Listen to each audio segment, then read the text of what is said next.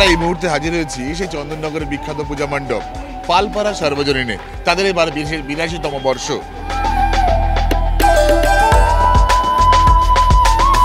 সর্বোচ্চ বিচারে লালবাবা রাইস এবং সিএনএর যৌথ বিচারে সেরার বারোয়ারি তকমা তুলে দেওয়া হচ্ছে পালপাড়া বারোয়ারির হাতে। পালপাড়া সর্বজনীনের কর্তৃপক্ষকে তুলে দেওয়া হলো। লালবাবা রাইসের পক্ষ থেকে জগৎ জননী জগদ্ধাত্রী সম্মান পালপাড়া বারোয়ারি, চন্দননগরের বিখ্যাত পূজা মণ্ডপ পালপাড়া বারোয়ারির হাতে তুলে দেওয়া হলো লালবাবা রাইস এবং সিএনএর জগৎ জননী জগদ্ধাত্রী সম্মান। কেমন লাগলো? খুবই ভালো লেগেছে যে আমাদের পালপাড়া পূজা সমিতিকে এই আমাদের পুরস্কার দেওয়ার জন্য খুবই ভালো লাগছে। আমরা সিএনকে ধন্যবাদ জানাই আর অনুরোধ করবো যেন প্রত্যেকবারই আসুন আর আমাদের মণ্ডপ আপনারা ভিজিট করে যান।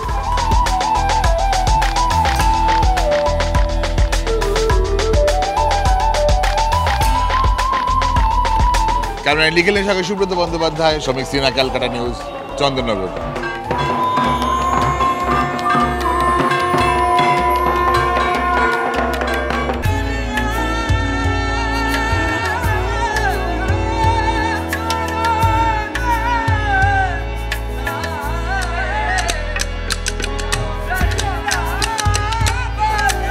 দেখলে মনে করবেন রাজস্থানী কোনো মহলে এসেছেন। না না না, রাজস্থানীর মধ্যে বটেই, রাজস্থানী মহলের অনুকরণে তৈরি করা হয়েছে এই পূজা মণ্ডপ।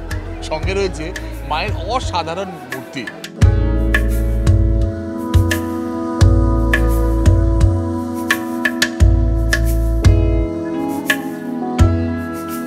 মঞ্চে ঢোকার সময় দেখতে পেলাম এই রাজস্থানী সং, অর্থাৎ রাজস্থান থেকে বিভিন্ন মানুষেরা এসে তারা কিন্তু সঙ্গীত পরিবেশন করছেন।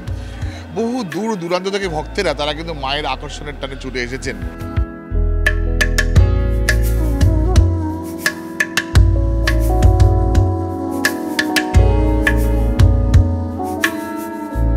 লালবাবা রাইস এবং সিএনএর যৌথ বিচারে তাদেরকে তুলে দেওয়া হচ্ছে সেরার সেরা সম্মান। লালবাবা রাইসের পক্ষ থেকে সন্তান সংঘ, সন্তান সংঘের সকল সদস্যদের জানাই আন্তরিক অভিনন্দন। জগৎ জননী জগদ্ধাত্রী সম্মান লালবাবা রাইস সিএনএর পক্ষে তুলে দেওয়া হলো।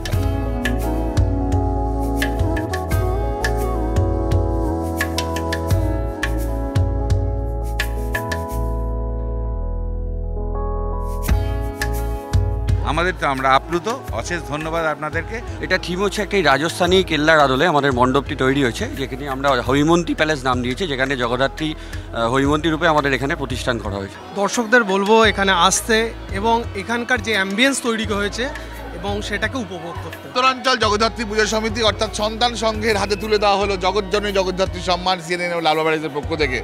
তাদেরকে জানাই আন্তরিক প্রীতি শুভেচ্ছা, অভিনন্দন। বাকি দিন ভালো কাটুক, সুখে থাকুক, অভিনন্দন জানাই। ক্যামেরায় নিখিলের সঙ্গে সুব্রত বন্দ্যোপাধ্যায়, ক্যালকাটা নিউজ, চন্দননগর।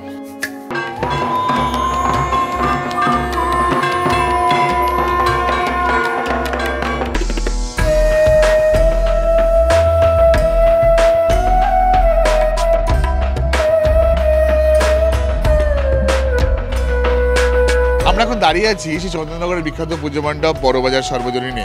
তাদের এবার 63তম বর্ষ। তাদের এবারের থিম লোকজ। কেনই লোকজ? লোকজ নামকরণটা কেন করলেন? বাংলার লোকশিল্পের উপর নির্ভর করে আমাদের এই মণ্ডপ শিল্প তৈরি হয়েছে। যে স্রষ্টা তার নাম হচ্ছে মলয় শুভময়। এই প্যান্ডেলটির উপর আপনারা দেখতে পারবেন বাংলার যে হারিয়ে যাওয়া যে শিল্প, বাংলার যে হারিয়ে যাওয়া যে প্রথাগুলো, যে কালচারটা আমাদের আছে তার উপর সৃষ্টি করে যে মাটির গন্ধ, ঢেকি, সেগুলো দিয়ে আমাদের আজকে শিল্পটা তৈরি হয়েছে। বরাবর থেকে সাবেকি প্রতিমা হয় ডাকের সাজে। সাবেকি প্রতিমা আর ডাকের কাজের উপরই পুরোটা হয়। বড়বাজার সর্বজনীনের হাতে তুলে দেওয়া হলো লালবাবা রাইস এবং সিএনএর জগৎ জননী জগদ্ধাত্রী সম্মান।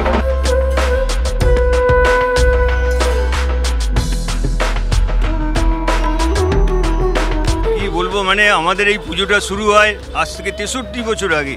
যারা তৈরি করেছিলেন তারা আর নেই, কিন্তু আমাদের এই যুগ পরের জেনারেশনরা চালিয়ে যাচ্ছেন। এবং এই পুজোটা খুব বনেদি পুজো বহুত দিন, এবং এখানে পাড়াটা আভিজাত্য পাড়া। লালবাবা রাইস তো সব থেকে ভালো রাইস, সিএন চ্যানেলও খুব ভালো। ক্যামেরা নিখিলের সঙ্গে সুব্রত বন্দ্যোপাধ্যায়, ক্যালকাটা নিউজ, চন্দননগর।